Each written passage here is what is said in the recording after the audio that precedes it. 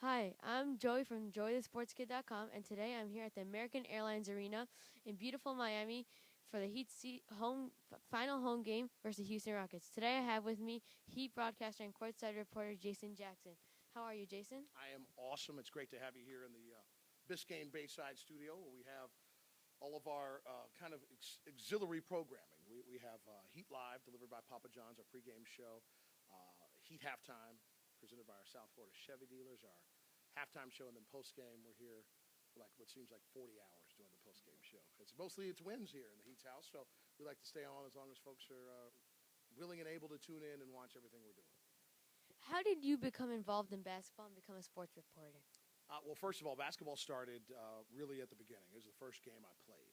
I grew up in the Midwest with a basketball hoop on the top of the garage. And if I'm being honest, it was a sport I was best at. I just didn't like it the most. I love baseball. That's my favorite sport. But being that I played so much as a kid, it is something that I've known. It's something that I understand. And when I had the opportunity to shift all of my responsibilities back when I was at ESPN to the NBA, I jumped all over that. When you're at ESPN and you're doing SportsCenter and ESPN News, it's fun, but after a while it starts to wear on you. And you want to do something specific because you're covering the entire world of sports.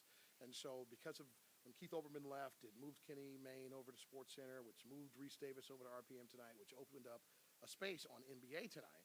And that started my run about, what's it been now? It was 97. Can you do that math for me?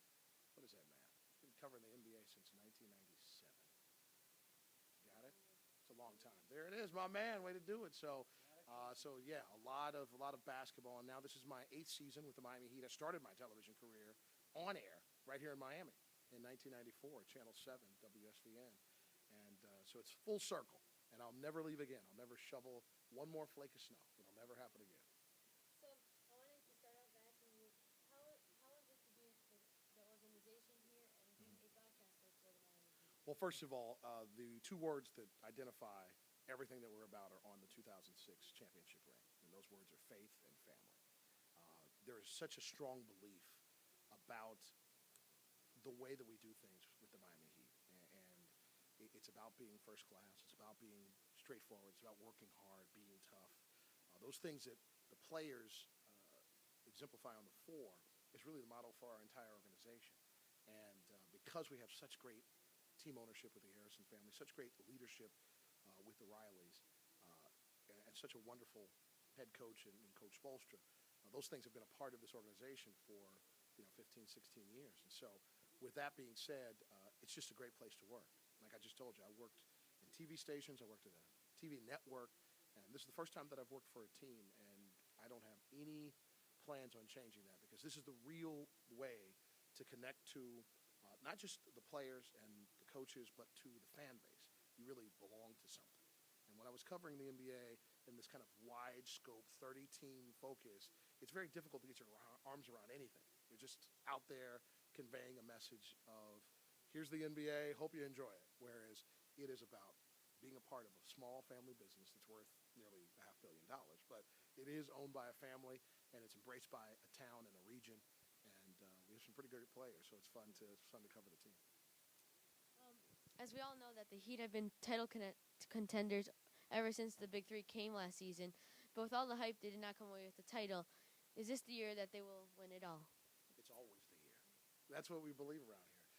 Being a broadcaster for a team, if we're being honest, my job is to work for the upliftment and positive message extension for the Miami Heat. I feel a part of the team. I'm a team employee.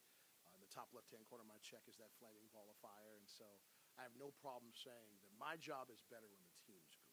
It's an easier way to go about it, so I root for that.